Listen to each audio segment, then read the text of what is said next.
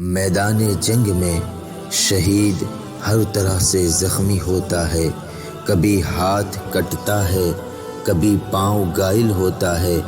کبھی اس کے سینے میں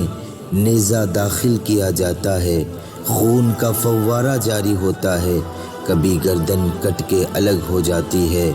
اور شہید خون میں نہا کر زمین پہ گر جاتا ہے، جس سے بظاہر یہ معلوم ہوتا ہے کہ اس کو سخت تکلیف و اذیت ہوتی ہے، لیکن حقیقت یہ ہے کہ اس کو بہت معمولی سی تکلیف ہوتی ہے اور اسے ان زخموں کا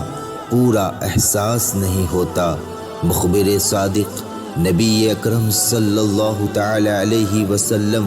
ارشاد فرماتے ہیں، الشہید لا یجد الم القتل الا کما یجد احدکم الم القرصہ۔ ترمذی شریف اور مشکوٰۃ شریف کی حدیث ہے، یعنی شہید قتل کی صرف اتنی ہی تکلیف محسوس کرتا ہے جتنی کہ تم چٹکی بھرنے یا چونٹی کے کاٹنے کی تکلیف محسوس کرتے ہو۔ اللہ اکبر! ممکن ہے کوئی کہے یہ کیسے ہو سکتا ہے کہ شہید کے ہاتھ پاؤں کاٹ دیے گئے اور اس کی گردن بھی جدا کر دی گئی، مگر اس کو صرف اتنی تکلیف ہوئی جتنی کہ چونٹی کاٹنے یا چٹکی بھرنے سے ہوتی ہے؟ تو اس کا جواب یہ ہے کہ شہید سے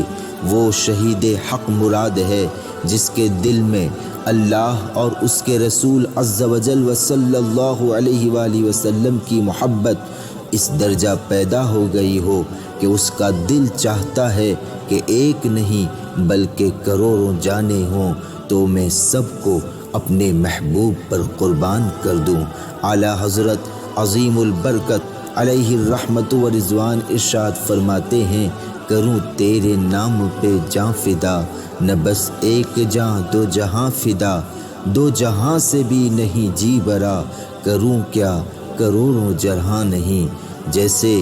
ڈاکٹر مریض کو دوا سنگھا دیتا ہے، پھر اس کے جسم کو چیرتا اور پھاڑتا ہے، ہڈیاں توڑتا ہے، ٹانکے لگاتا ہے، مگر چونکہ دوا کا اثر اس پر غالب ہوتا ہے اس لیے مریض کو کوئی تکلیف محسوس نہیں ہوتی۔ بالکل اسی طرح وہ شہید حق کہ جس کے دل میں اللہ و رسول عز و جل و صلی اللہ علیہ وآلہ وسلم کی محبت غالب ہو گئی تو اس کا جسم کٹتا ہے، ہڈیاں ٹوٹتی ہیں، خون بہتا ہے اور گردن جدا ہوتی ہے، مگر اسے تکلیف کا احساس نہیں ہوتا۔ مصر کے شریف گھر کی عورتوں نے جب زلیخا کو حضرت یوسف علیہ السلام کی محبت پر ملامت کی اور طعنہ دیا تو زلیخا نے ان عورتوں کو بلایا، ان کے لیے دسترخوان بچھایا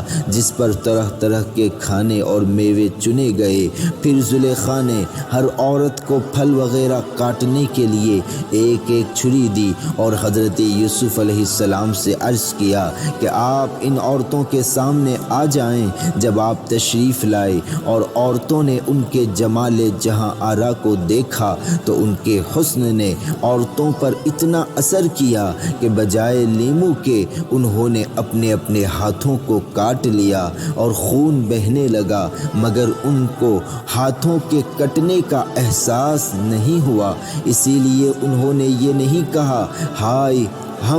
ہمارے ہاتھ کٹ گئے، بلکہ انہوں نے یہ کہا کہ یہ انسان نہیں ہے، یہ کوئی فرشتہ ہے۔ اللہ تبارک و تعالی سورہ یوسف میں اس کا ذکر یوں فرماتا ہے، وَقَطَّعْنَ أَيْدِيَهُنَّ وَقُلْنَ حَاشَا لِلَّهِ مَا هَذَا بَشَرٌ إِنْ هَذَا إِلَّا مَلَكٌ كَرِيمٌ۔ اور جب حضرت یوسف علیہ السلام کے حسن کا عورتوں پر ایسا اثر ہو کہ ان کو ہاتھ کٹنے کی تکلیف کا احساس نہیں ہوا تو جناب احمد مصطفیٰ محمد مصطفیٰ صلی اللہ تعالی علیہ وسلم کے حسن کا جس پر اثر ہو اس کو گردن کٹنے کا، ہاتھ کٹنے کا، پیر کٹنے کا احساس کیسے ہوگا؟ وہ رسول جن کا چہرہ اقدس ایسا روشن و تابناک تھا کہ بقول روایان حدیث آپ کے چہرے میں چاند و سورج تیرتے تھے،